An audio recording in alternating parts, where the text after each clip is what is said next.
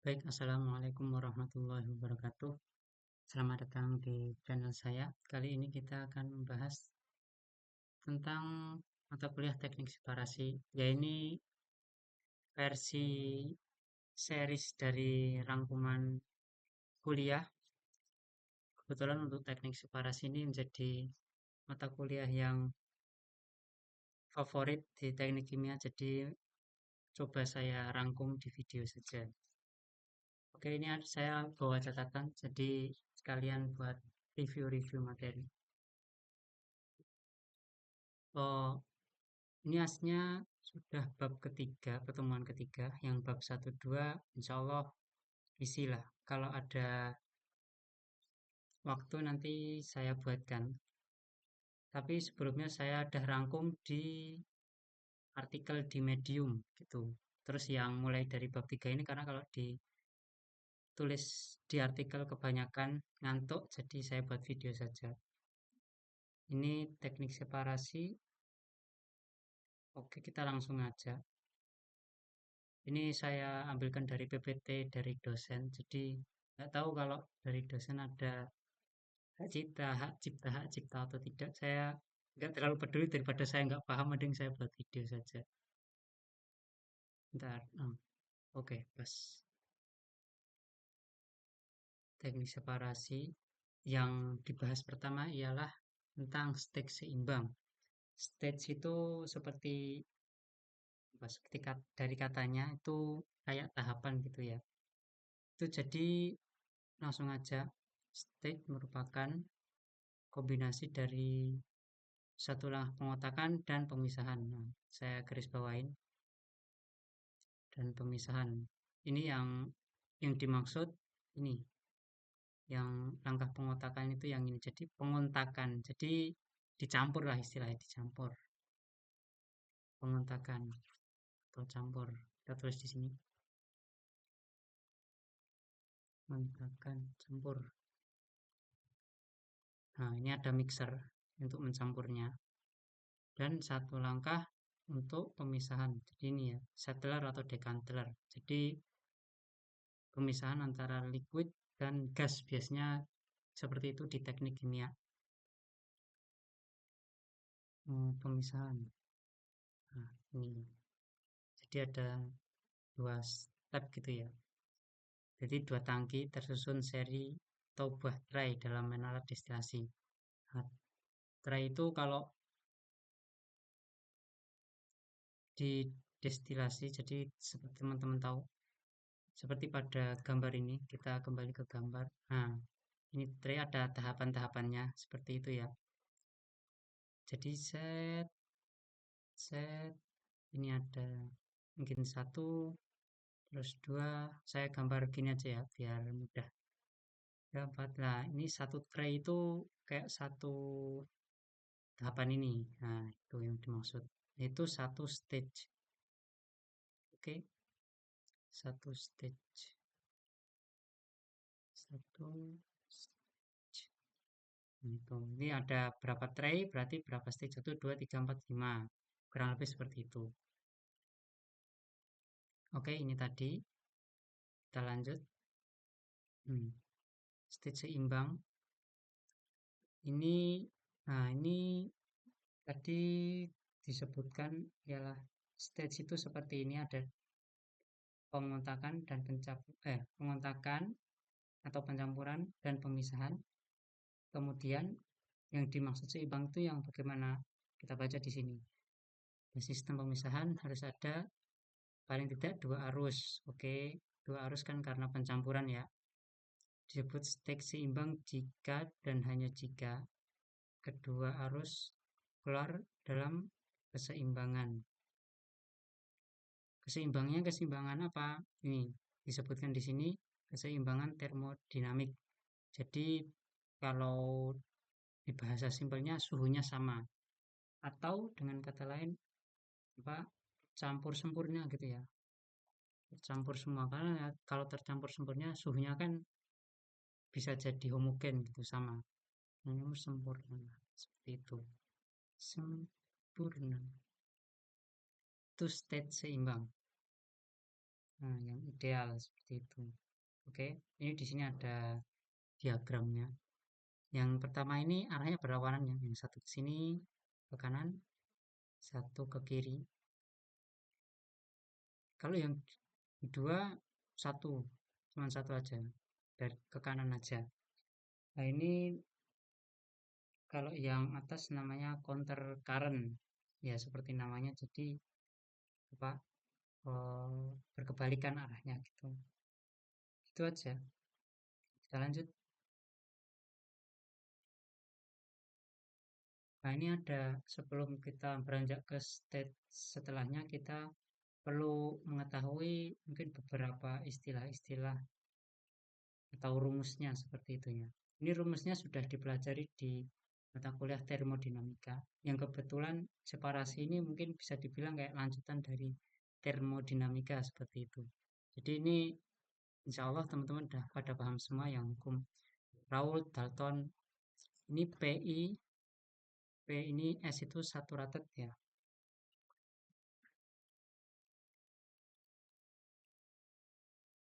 S itu saturated,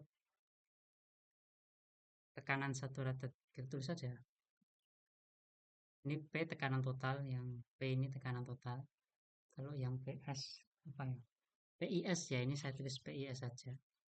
PIS itu tekanan saturated. Catat. Hmm.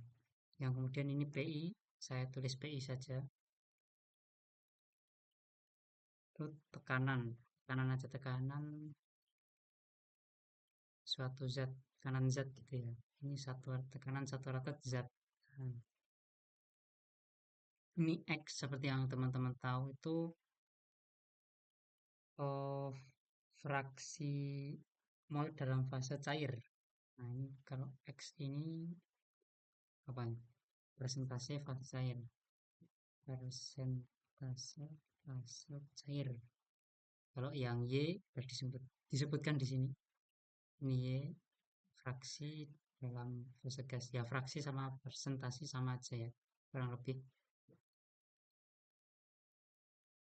seperti itu. Nah, ini yang hukum Raoult dan Dalton. Yes, gini aja.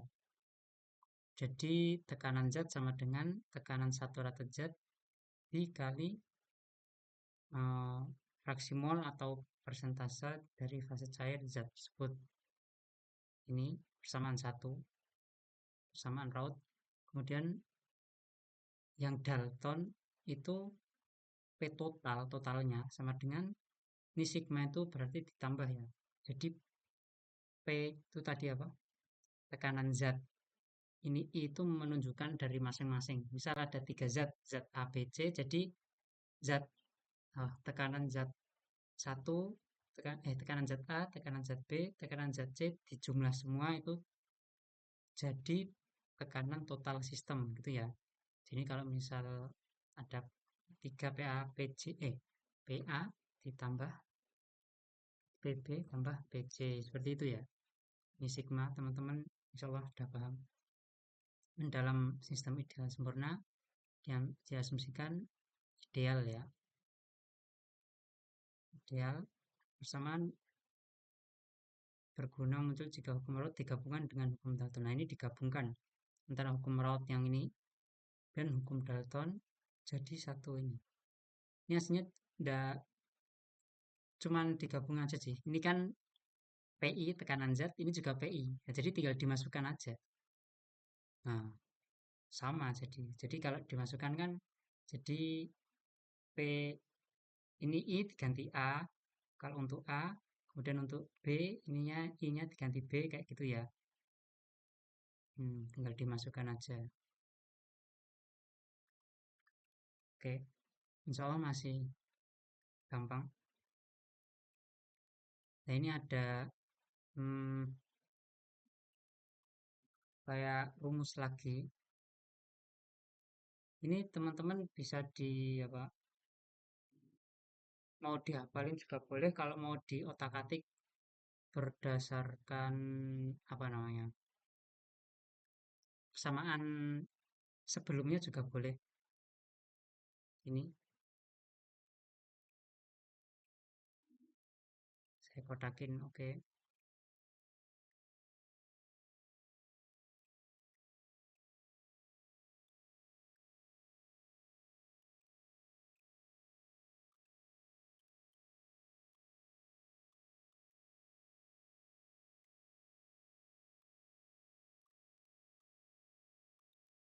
Dimana ini YIP sama dengan BI. Ya ini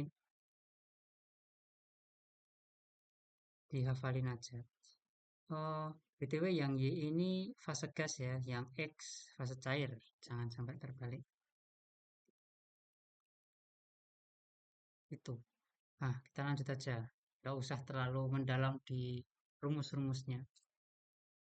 Saya sendiri juga mungkin kalau terlalu banyak jelasinnya agak sulit, jadi agak lupa-lupa. Oke, nah ini nilai K. Nilai K ini banyak dipakai ya. Ini dihafalin saja boleh. Ini nilai K. Oke.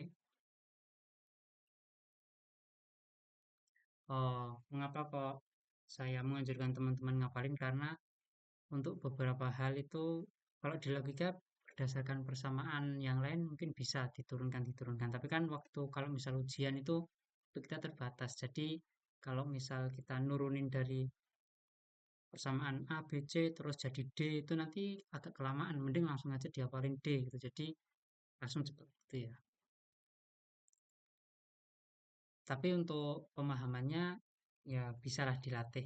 Gitu. Jadi kalau misal D lupa kita bisa ingat A, B, C terus dicampur-campur jadi D gitu. Oke, nah ini relative volatility. Apa sih relative volatility? Volatility itu kemudahan untuk menguap gitu ya. Jadi kalau volatilitas tinggi jadi cepat menguap. Kayak misal etanol itu volatility-nya lebih tinggi dari air. Kalau etanol itu mungkin 78 kalau nggak salah. Kalau air 100 derajat di 1 atmosfer baru bisa menguap. Itu hubungannya sama titik didih. Tapi kita bicara itu nanti aja.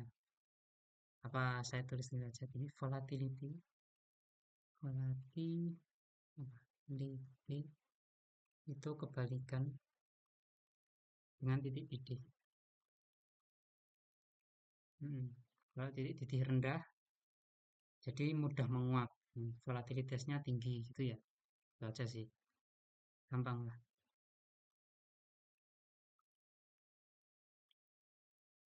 Ini lambangnya, lambang volatility A dan B. Ya segini aja. Jadi kayak K tadi yang sebelumnya ini nilai K ideal atau K itu bisa dibilang konstanta kesetimbangan ini ya di sini konstanta kesetimbangan. Hmm, K ini sama dengan ini, yes diterima aja. Ya jadi fase gas ya, fase fase gas A dibagi fraksi fase cair gitu untuk zat A tuh. Ini kenapa kok ini yang depan A, B, bukan B, terus baru A. Itu berarti yang depan itu lebih volatil. Jadi misal etanol air, kita nulisnya etanol, koma air gitu ya. Hmm, etanol, koma air. Karena yang etanol itu lebih mudah menguap gitu ya. Nah, tuh, penulisannya gitu sih. Oke, itu intermezzo saja. Ini untuk campuran binar itu, ya ini logis lah ya. Jadi campuran itu fraksinya misal ada A dan B kalau digabung ya jadi satu atau 100% gitu ya. Satu itu 100% tulis fraksinya. Kan kalau fraksi kan 0, berapa gitu. Itu penulisan aja sih. Gampang. Oke. Sekarang kita lanjut ke tekanan uap. Tekanan uap. Ya ini kayak di termodinamika kemarin ya. Udah LP yang ini insya Allah teman-teman udah paham semua. Kemudian ini apa? Oh, ini tuh tekanan tadi saturated, tekanan jenuh ya. Tekanan jenuh itu fungsi suhu. Jadi kalau suhunya beda, tekanan jenuhnya juga nanti berbeda gitu. Ya itu cuman biar teman-teman tahu aja sih. Dan juga untuk kalau ini rumus Anto ini itu kan kalau di tabel kan ada banyak, ada yang versinya ada banyak, tergantung satuannya adalah ada yang pakai Celsius, mungkin ada juga yang Fahrenheit gitu ya. Itu nanti tinggal teman-teman konversi aja kalau misal yang di soal atau yang teman-teman cari pengennya Celsius, tapi adanya cuma Fahrenheit gitu. Ya jadi tinggal teman-teman konversi aja seperti itu. Jadi biar nggak terlalu bingung. Saya juga bingung kalau pas dulu-dulu itu ini nyari yang Celsius tapi yang di soal Fahrenheit. Waduh, gimana ya? Akhirnya nyari yang data Fahrenheit, kelamaan nggak ketemu-ketemu gitu. Oke, gitu aja. Lanjut, ini ada tiga tabel sekarang. Kita baca satu-satu dulu. Ini untuk tabel pertama. Itu air dan gliserol, gliserol pada tekanan ini 1 atm ya. 101,3 kPa itu 1 atm. Kita tulis saja. 1 atmosfer. Nah, seperti itu.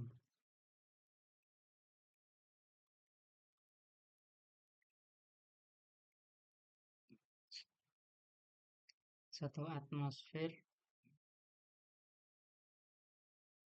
dan sebentar, saya lihat catatan saya dulu.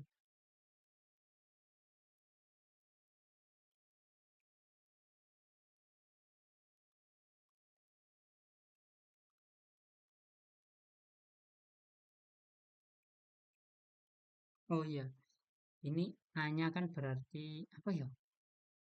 A-nya air kalau nggak salah. Iya, A-nya air. Kan jadi air lebih mudah menguap gitu ya. Nah, ini di air itu 100% ini kan A. Bentar. Ini XA kan A. Jadi ini air, X air ini Y air.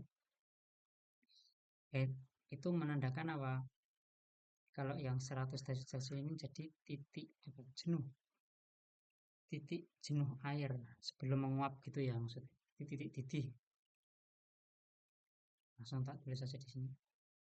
Titik jenuh, titik jenuh atau didih, didih air yang di sini, yang di 100 ini.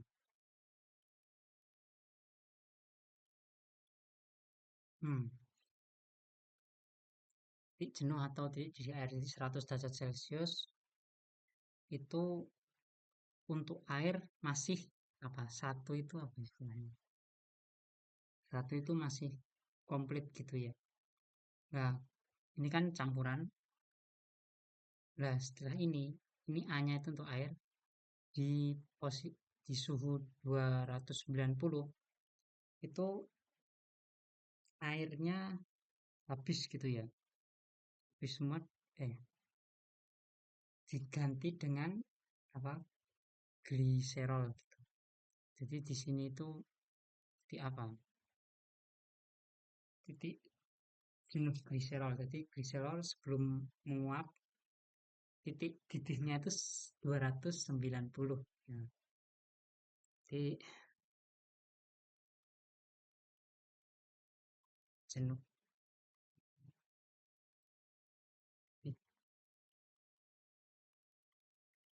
Oh,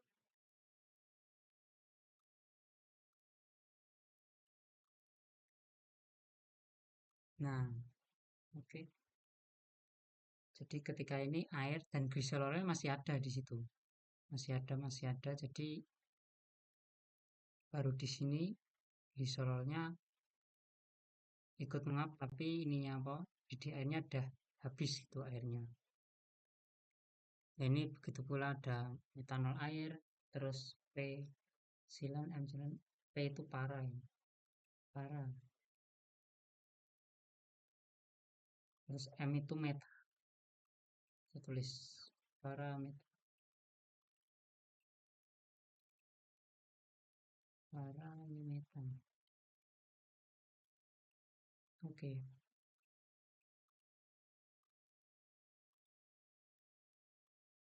yes. Oke, kita break sebentar tadi apa namanya teori-teorinya. Dan kalau misal teman-teman masih belum paham, tidak apa-apa, tidak masalah. Nanti kita bisa paham sesuai kalau misal ada contohnya gitu biasanya. Yang penting pernah dengar dulu. Nah ini apa?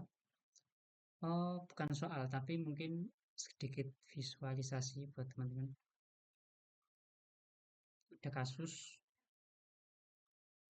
untuk pemisahan air gliserol itu perbedaan titik didihnya 190 ya kayak tadi ini kan. Nah, ini kan 290 sama 100. Jadi 190. Sehingga relatif volatility-nya sangat tinggi dan dimungkinkan untuk satu stek seimbangan. Jadi kalau misal suhunya apa, perbedaan suhu, perbedaan titik didihnya tinggi, bisa pakai satu stek keseimbangan aja. Gitu. Terus kita lanjut dulu ke yang kedua, itu metanol air. Itu yang dicontoh tadi ya. Perbedaan titik didihnya 35,3. Ini ya, metanol air yang tengah. Ini suhu pertama 64,5 kemudian 100 ya, 5,3 ya. Nah, itu kalau misal dipakai titik apa pakai satu stek seimbangan itu nggak bisa dan dipakainya distilasi itu jadi kalau satu stek itu contohnya ini evaporator jadi menguap udah jadi gitu udah terpisah. Jadi kalau distilasi kan seperti yang udah kita tahu itu kan ada banyak ininya. Saya gambar ulang. Ini satu, dua, aduh, traynya maaf jelek. Dua, terus ada tiga, segitu ya. Nanti ada lagi-lagi terusannya lagi. Nah itu ada beberapa stake. Nah itu untuk beberapa stake ini, contohnya kita memakai distilasi. Dan kalau di kasus ini itu ada 30 tray yang dipakai gitu.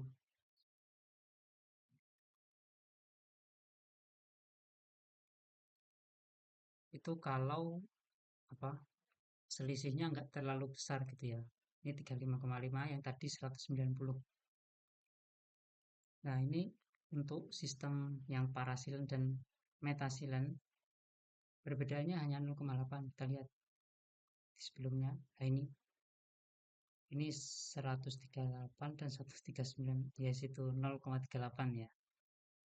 Iya, 0,8 derajat Celcius dan relatif volatility-nya besar 1. Balik ke apa? Rumus sebelumnya, relative volatility itu lambangnya tadi alpha ya. Mungkin teman-teman bisa lihat di slide sebelumnya. Alpha, alpha AB gitu ya. AB, koma B. Namanya tadi apa? KA dibagi KB. Kalau berkisar 1, jadi ini KA dan KB-nya hampir sama. Nah, karena apa? Oh, selisihnya dikit, jadi mungkin nilainya hampir sama dan itu akhirnya relatif volatility-nya mendekati 1, nah, kayak gitu maksudnya.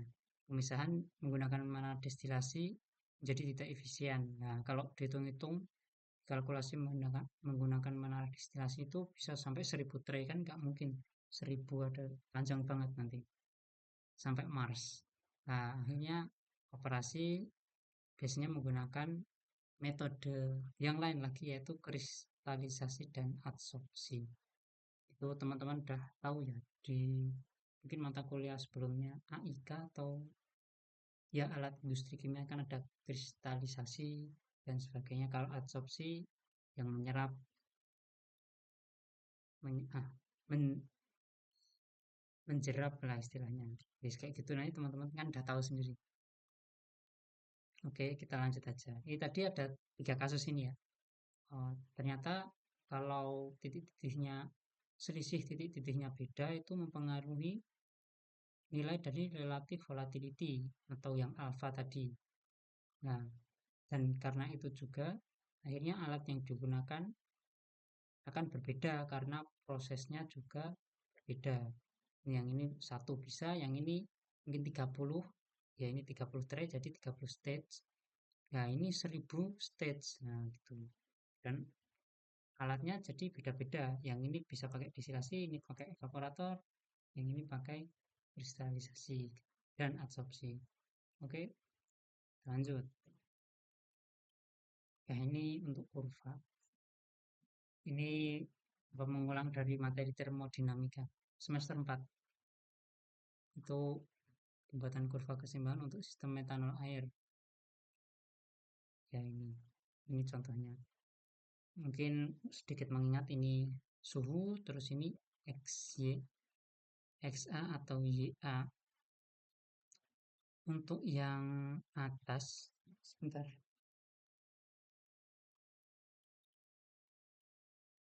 ini ada tulisannya suhu dew point. Jadi ini kan uap ya, di sini uap jenuh, di sini uapnya, tulis uap. Kalau uap itu berarti X atau Y. Y kan, untuk apa? Porsi gasnya. Gasnya kan Y, kalau cair X. Jadi ini Y, terus yang ini X gitu aja. Hmm. Uap, X cair.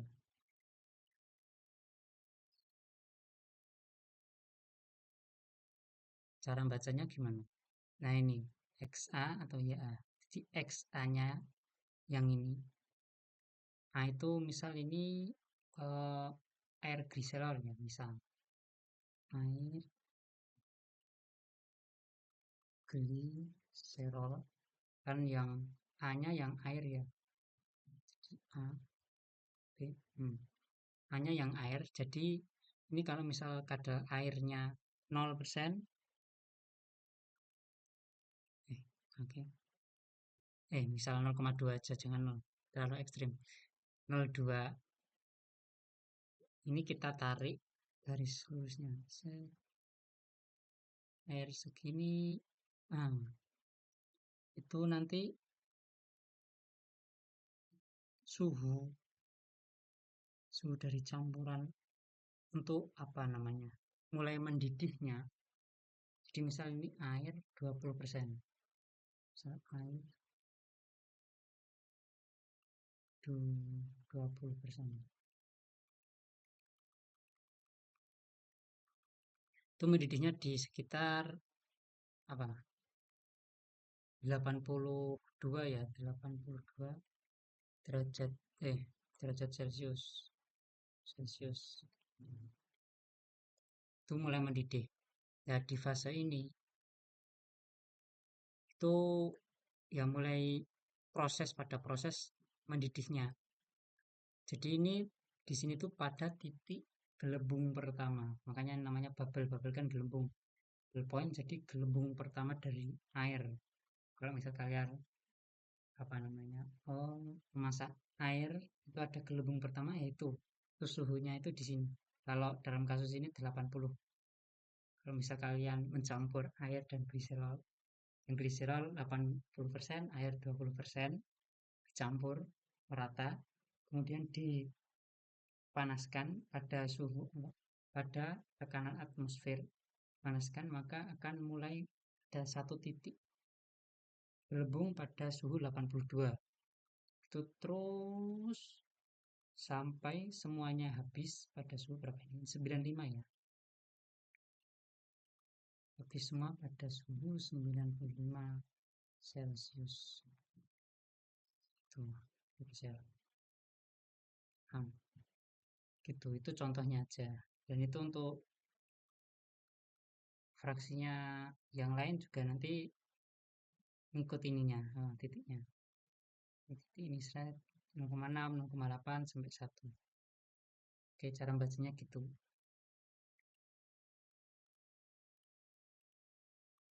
Kita lanjut. Ini diagram XY. Ini diagramnya X dan Y. Kalau yang tadi itu diagramnya kita ke atas. Itu ini suhu, terus ini XY ya. XY-nya yang ini X, yang bawah yang atas Y. Itu ya. Jadi jangan kayak wah ini kok bentuknya beda gitu. Itu tergantung XY-nya. Kalau X-nya dibolak-balik ya nanti bentuknya beda. Tapi paling enggak teman-teman tahu ini dulu yang umum itu yang pertama ini yang ini suhu, terus ini X atau Y gitu ya. Teman-teman paham itu dulu. Oke, kita lanjut aja. Ini yang kayak tadi ini suhu, ini X dan Y. Kita baca cair subcold dengan XA fix seperti yang tadi. Ini di A itu 0,3. 0,3. Kemudian bubble point pertama itu pada terbentuk ini maksudnya nih kita lihat. Nah, bubble pertama yang terbentuk kondisi uap jenuh dengan komposisi YA itu 0,66 berada dalam keseimbangan cairan T yang sama. Maksudnya gimana? Ini kita balik ke 0,3. XA-nya 0,3. Ini 0,3. Ini X ya. Kita ulang lagi yang ininya. X. Saya tulis saja langsung. Ini X. Kemudian yang ini, yang atas Y. Yang atas Y. Ini X-nya 0,3. Jadi di titik B. Titik B. Kemudian kalau kita tarik ke titik C. Set. Itu ini kalau turun itu 0,66. 0,66.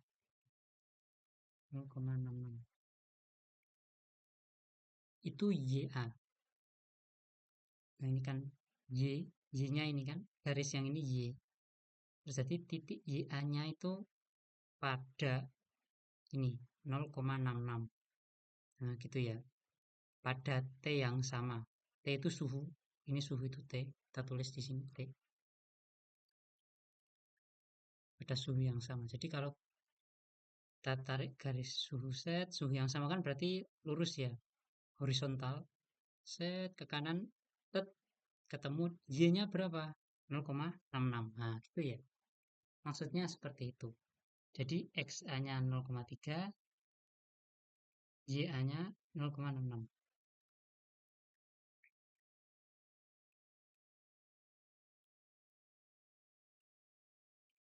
Kemudian itu ini titik A, ini titik B. Terus ini titik BC, T-line ya yang tadi kayak kita apa menggaris horizontal itu T-line namanya. Set. Nah ini. Terus ini titik E. Apa sih titik E? Titik E itu ketika X. Bentar. Oke. XA 0,14 dan YA 0,5. YA-nya 0,5 itu F ya. Ini kita tarik garis lurus. Nah, ya ini anggap aja lurus 0,5 F. Kemudian ini D. D kita tarik garis lurus. Ini 0,14. 0,14. Oke. E-nya itu apa? Ya kita review yang sebelumnya dulu. Ini yang 0,3 itu B, kemudian ini 0,66 itu yang C. Jadi ini mewakili XA, mewakili YA. Dan yang ini juga sama, untuk D itu XA-nya 0,14. Nah, ini seperti yang tertulis. Kemudian yang F itu kan ini mewakili Y, YA-nya berapa? 0,5. Nah, ini ya. Jadi itu sama. Terus E itu apa?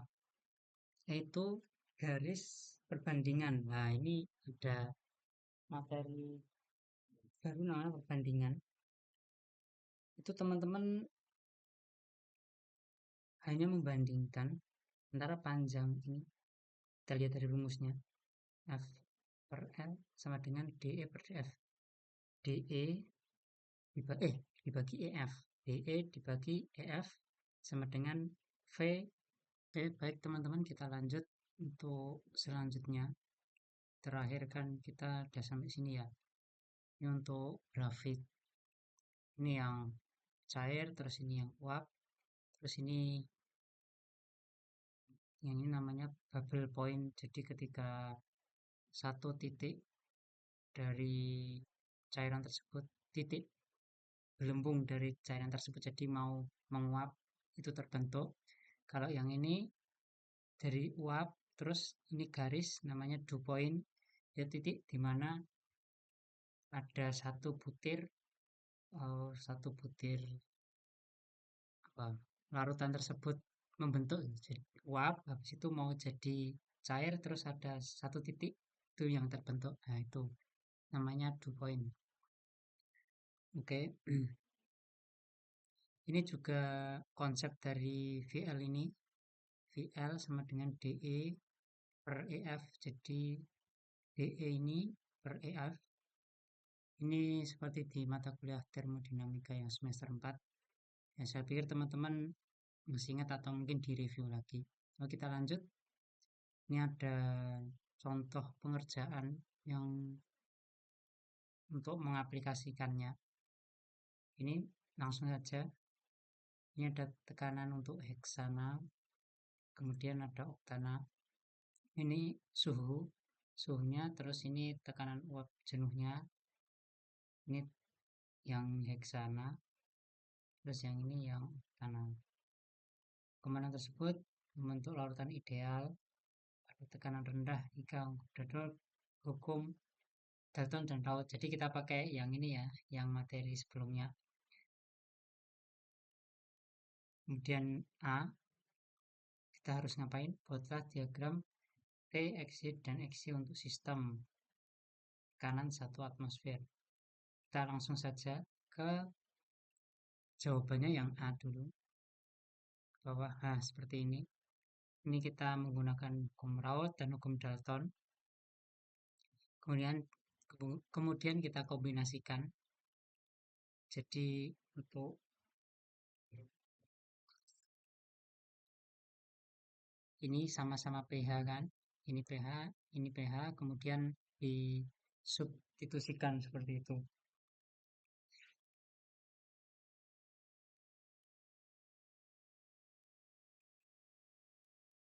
Terus ini neraca massa komponen ini, ya ini paten ya, yang kayak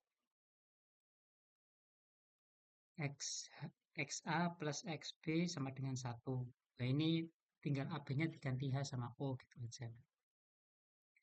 Udah ada di slide sebelumnya juga. Kemudian disubstitusikan sama 7, 8.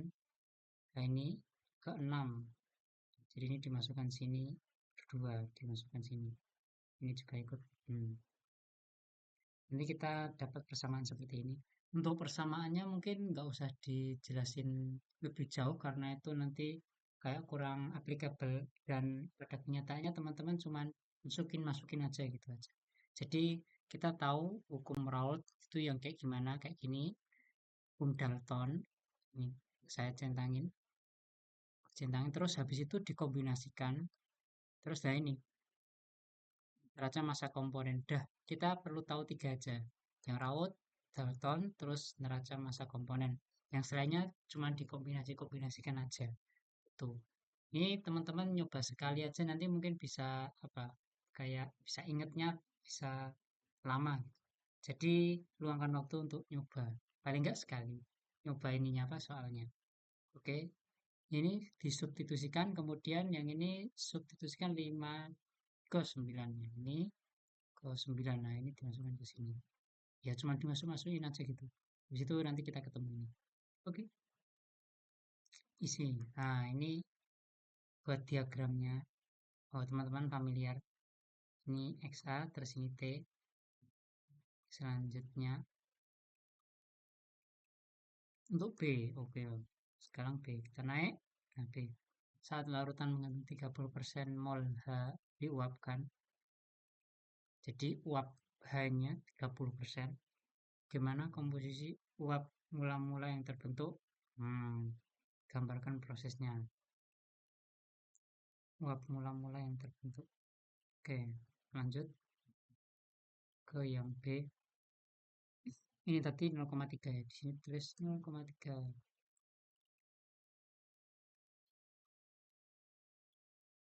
Kurang besar. Oke, 0,3 ini titik ini 0,3. Nah, ini titik. Titik A 0,3. Ini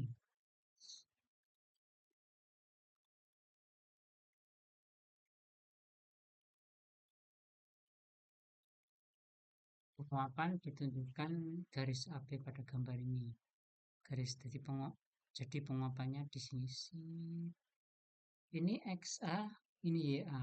Kalau melihat diagram itu teman-teman dilihat dulu apanya X yang ini horizontal sama vertikalnya itu apa dulu. Ini XA ini yang uap ya, cair. Ini cair.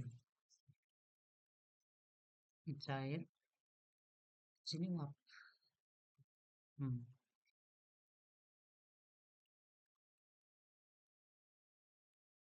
Jadi ini kandungan, misal kandungan cairnya 0,3, itu nanti untuk kandungan uapnya 0,7.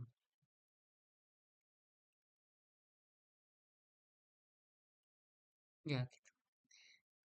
Untuk ini sekali lagi untuk nggak untuk semuanya tapi untuk apa, larutan larutan yang dimaksud gitu aja. Ini 0,7. Tulis 0,7. Kita garis dari sekalian. Set. Nah, ini AB pada gambar satu. Ini yang A sama A kuadrat ini. Yang ini. Yang gambar dua. Mohon maaf ya.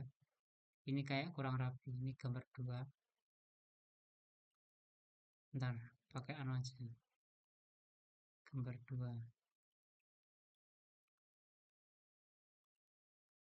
Ini gambar satu. Oke. A sampai A titik A. Ini kan cair ya. Di sini cair. Cair. Kemudian ini uap. Ketika cair ingin apa namanya? Ingin menguap itu kita panaskan. Misal dari 60 ke ke 100 derajat Celcius itu udah jadi bubble point. Jadi udah mau apa menguap itu. Udah di ujung tanduk mau menguap. Nah, ini bubble point ini. Oke, kita lanjutin. Nah, pada gambar 2 terlihat bahwa pendidikan berlangsung pada T99. Ya ini ya yang dimaksud ya. Ya ini 100 lah, anggap aja sama aja. 9, apa? 99 sama aja 100 gitu ya. Uap yang terbentuk memiliki komposisi YH. YH itu yang apa? Yang YA ya. Ini sama aja ya. Kalau yang di diagram ini yang YA. Ini kan tadi kita udah nganu kan, ini diganti. Ntar kita naik ke atas, saya ini ganti A, terus ini ganti B gitu ya. Ini A, kita tulis A, ini B. Oke, oke kita paham. Kita lanjut ke bawah lagi. Nah,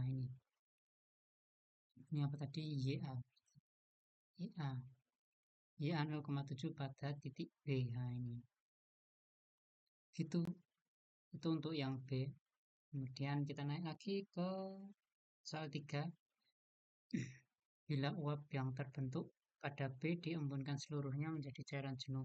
Oh, diembunkan seluruhnya di cairan. Jadi dijadiin cairan semua. Kemudian dari kondensat tersebut terbentuk uap dalam jumlah yang sangat kecil. Bagaimana komposisi uap tersebut?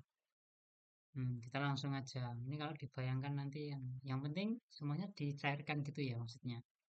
Cairkan terus habis itu gimana? Kita lihat ke grafiknya lagi. Yang C. Ini A, ini B, ini C. Tak tandain dulu ya biar gampang. Nah, ini yang A tadi. Oke, kurang rapi ini PPT-nya. Ini yang C. Uap yang ada kurang besar enggak? Oke. Uap yang ada pada titik B mengembun ditunjukkan garis BB. Ini uap di titik B. Jadi ini uap ini udah mau apa? Udah mau ngembun nih. Jadi uapnya ada di ujung tanduk mau jadi cair gitu. Nah itu kalau mau dicairkan itu dengan komposisi yang sama itu diturunkan suhunya dari tadi yang 99 tadi ya di sini ya ke 80. Nah, ini. Kalau udah 80 ini udah jadi cair semua karena ini kan cair. Nah, gitu. Paham kan? Jadi diturun, turun set set. Nah, kemudian adanya sejumlah kecil uap yang terbentuk ditunjukkan garis B aksen C. Ini yang terbentuk. Oke, maksudnya gimana? Ini kan 0,7 ya tadi ya.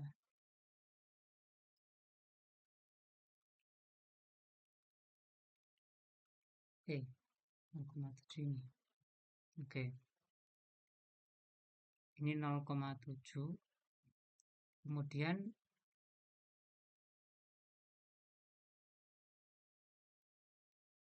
jumlah kecil uap yang terbentuk ditunjukkan garis BC ini, garis ini.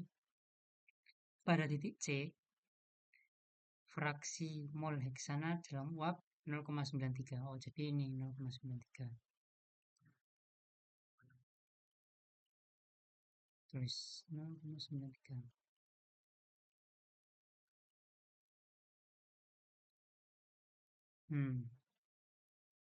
Jadi untuk X-nya itu jadinya 0, XA 0,93.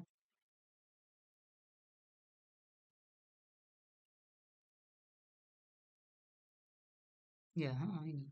Ini Y-nya. Maaf. YA berarti. YA ya. Ini YA. Kasih kurang aja biar paham. Jadi untuk XA-nya itu 0,7. Untuk cairnya, kandungan cair. Jadi kandungan apa yang namanya? H itu heksana. Heksana cair kita tulis. Heksana cair itu jadinya 0,7 apa namanya persen ya. Persen dari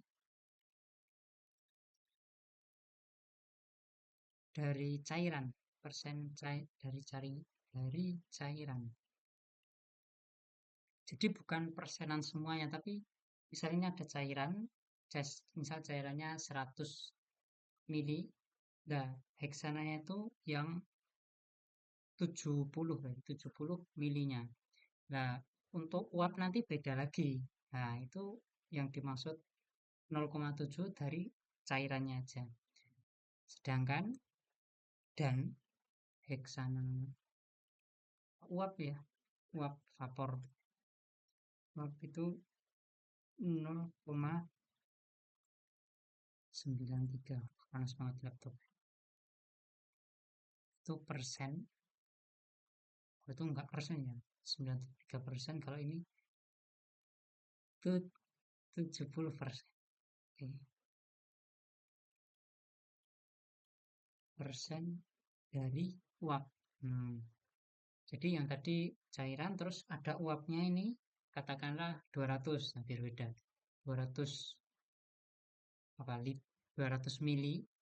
Nah, itu untuk heksana kandungan heksana di uapnya itu 93 persennya. Jadi berapa? 186 mili di uapnya itu. Nah, jadi kalau digabung, ya tinggal gabung aja.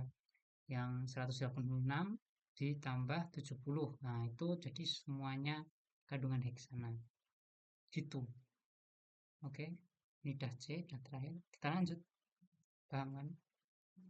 Ini sekarang larutan non ideal. Ya ini udah mau selesai ya. Larutan non ideal itu aslinya sama dengan larutan ideal, cuman ditambah ini koefisien aktivitas saja. Ada gitu toh. Nggak ada aneh-aneh. Rumusnya kan sama kan, cuman ditambahin yang gamma ini aja. Itu tuh hukum Raoultnya. Tadi hukum Raoult kan langsung CP. Nah, ini ada gamanya dulu. Oke. Jika gamma lebih satu, maka deviasi positif. Kalau gamma kurang dari satu, deviasi negatif. Nah, itu nanti ada grafiknya setelah ini. Hmm. Oke, ini mungkin sama seperti yang sebelumnya ya. Nah, ini deviasi. Ini ada deviasi positif, ada deviasi negatif yang tadi. Ini ideal. Ideal itu jerat-jerat aja, apa? Lurus. Dan kalau deviasi positif itu nanti ada lengkungannya. Kalau negatif lengkungnya ke bawah. Itu aja. Ini cuma sekedar tahu aja ya. Nanti untuk kayak jelasin detailnya nanti langsung di aplikasi aja. Jadi ini gunanya gunanya buat apa sih pas pengerjaan soal seperti itu pas ada kasus. Oke. Nah, ini kita lanjut. Ketidakidealan mempengaruhi relative volatility. Nah, ini ada istilah baru namanya relative volatility. Itu lambangnya ini. Aduh, enggak lurus enggak apa ya. Ini alfa AB ini gamma A terus PAS. Hanya yang tadi kalau A sama B ini untuk larutan biner A dan B. Itu. Ini dilihat dulu aja. Ini kenapa A ditaruh di depan? Ini karena A itu lebih volatil gitu ya. Kenapa enggak BA? Karena lebih volatil. Nah, terus lebih volatil. Nah, lebih volatil. Kita next. Ini untuk apa namanya? Grafiknya. Ya cukup tahu aja. Nggak terlalu sering keluar di soal juga. Ini contoh-contohnya. Ini contoh larutan ideal. Ini non ideal yang deviasi negatif. Ini yang deviasi positif. Nah, ini contoh-contoh aja ya. Jadi sekedar tahu. Kita lanjut aja. Azeotrop. Nah, ini teman-teman masih ingat kan yang azeotrop itu yang di termodinamik semester 4 itu dimana ada titik kayak yang ngikat gitu. Jadi ada tali itu kayak pengikatnya. Jadi yang dari sini nggak bisa ke sana. Ini untuk kasus separasi. Ini artinya kalau ada azeotrop berarti untuk pemurniannya nggak bisa 100%. Jadi apa berhenti di sini? Di mana ini berarti? Di sini. Ini sekitar 0,7 ya. Nah, ini berhenti di sini aja. Jadi nggak ke sana udah nggak bisa. Gitu. Itu artinya azeotrop gitu ya. Jadi pilih mana yang ada, pilih larutan yang ada azeotrop atau enggak gitu. Ya, tergantung kalau kita mau milih yang harus murni 100% ya jangan pilih yang larutan diagramnya yang ada azeotrop gitu. Oke, nah ini review lagi azeotrop di mana fase uap memiliki komposisi sama dengan cair. Yes, gitu aja. Intinya kayak tadi. Oke, ini azeotrop positif. Kemudian azeotrop negatif. Apa bedanya positif dan negatif? Kalau positif itu ini yang sebelah kiri lebih tinggi daripada yang sebelah kanan. Oh, ini. Hmm, ini juga maaf. Azeotrof positif terjadi jika gamma dengan nol. Gamma lebih besar dari satu. Lebih besar, jauh lebih besar dari satu. Kalau negatif, yang kurang jauh dari satu gitu ya. Ini bentuknya. Ya ini cuman sekedar tahu dulu ya, untuk aplikasinya mungkin belum sampai ke sini. Belum sampai banget-banget. Oke, lanjut. Ini penentuan K dari grafik. K itu konstanta keseimbangan. Ini ada alat apa, ada diagram namanya apa ya? Kamono, kanomogram. Ya itu namanya lupa aku. Mm-mm. Ini nanti dikasih di sama dosen. Ya ini di print juga bisa. Gimana cara makainya? Nah, langsung aja. Ini menentukan konstanta keseimbangan. Jadi misal kita pressernya berapa ini? 150, terus temperaturnya 60, kita tarik garis lurus. Jret. Nah, ini titik-titik yang dilewati ini nanti menjadi konstanta keseimbangan dari masing-masing larutannya. Ini ada meten, etilen, eten, propan, nah, dan sebagainya. Nah, kayak gitu sih. Ini ada contohnya juga. Ini temperatur 80, terus pressernya 101,3, ya, ini 1 atm ya. Nah, itu nanti yang dilewati ini seret, ini semua jadi konstanta keseimbangan untuk masing-masing ini. Larutannya apa? Nah, gitu aja. Ini contoh soal untuk yang azeotrop itu hampir mirip. Nanti bisa teman-teman baca sendiri. Oke.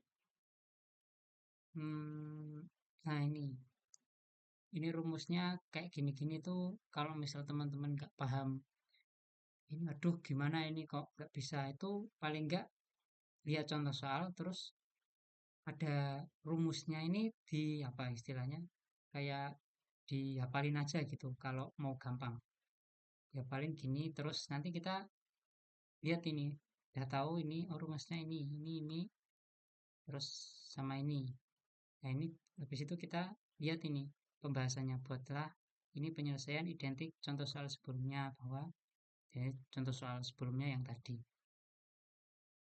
Terus kita bisa cari tahu ini di PPT, di yang halaman-halaman tadi yang kayak gini, di PPT, aduh, istilah gitu, di PPT. Jadi nanti kalau teman-teman udah tahu aplikasinya, habis itu lihat ke materinya nanti bisa lebih nyantol gitu. Itu aja sih, jangan anggap teknik separasi itu sulit, dah nggak bisa, wes nggak usah belajar, atau malah ganggu teman-temannya yang belajar, jangan gitu. Tapi kita paling nggak lihat contoh soal, terus habis itu rumus yang dipakai apa aja sih. Nah, habis itu kita baca-baca ini apa keterangan-keterangannya.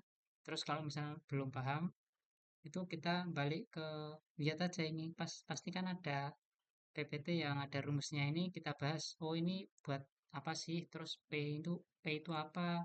X itu apa? Dan sebagainya gitu. Nanti dikit-dikit teman-teman bisa paham. Itu sih kalau tips dari aku. Tapi tips nomor pertama adalah setiap habis matkul, khusus untuk teknik separasi itu emang harus belajar, harus review. Ini ada Excel-nya juga. Ini aku tunjukin Excel-nya. Nah ini untuk contoh azeotrop. Ini ada temperatur, ini XA, YA, ya sama kayak tadi ya. Habis itu kita buat grafiknya kayak gini, ini azeotrop, gitu. Yes, intinya di review setiap kuliah. Ya, mata kuliah ini tok gitu. Yang lainnya mungkin bisa malamnya masih bisa ngapa-ngapain, ngerjain yang lain. Tapi khusus untuk teknik separasi, aku sarankan teman-teman review setiap apa setiap habis matkul malamnya gitu ya. Oke, terima kasih. Cukup sekian dari aku. Mungkin agak panjang. Wassalamualaikum warahmatullahi wabarakatuh.